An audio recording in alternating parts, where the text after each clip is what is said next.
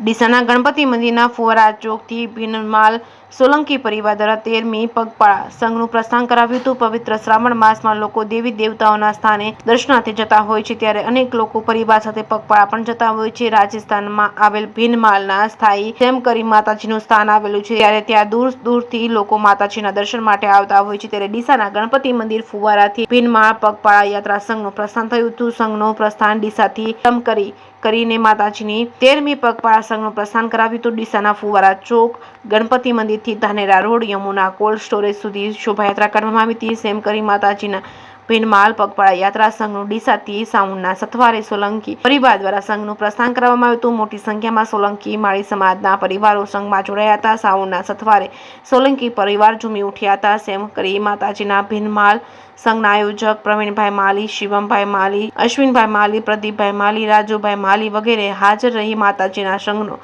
પ્રસ્થાન કરવામાં આવ્યું હતું। મોટી સંખ્યામાં સોલંકી પરિવાર આ સંઘમાં જોડાયા હતા। યમુના કોલ્ડ સ્ટોરેજ ખાતે માતાજીની પ્રસાદ લઈ ધન્યતા અનુભવી હતી। JKS ગુજરાતી સાથે ભરત ઠક્કર, ડીસા। આજે અમારે સેમકરી માતા ભીનમાળની 13મા સંઘની અંદર શુભ શરૂઆત અમે ડીસાથી ફુવારા સર્કલ ગણપતિ મંદિરથી કરેલ છે, અને ડીસાથી ભીનમાળ અમે જવા માટે અમને સૌ સોલંકી માળી પરિવાર તરફથી સૌ આયોજન વડીલો ભાઈઓ અને એમનો સાથ સહકારથી અમે આજે 13મો સંઘ લઈને નીકળ્યા છીએ। તો આ ભાઈ ભક્તો બધા વધાર્યા, એમના માટે માતાજી બધાને મનોકામના પૂરી કરે। બોલો શંકરી માતા કી જય, માતા કી જય।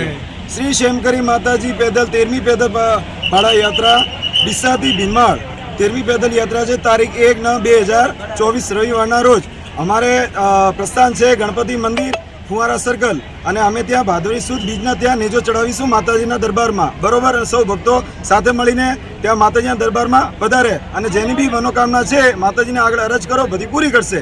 બોલીએ શેમકરી માતા કી જય।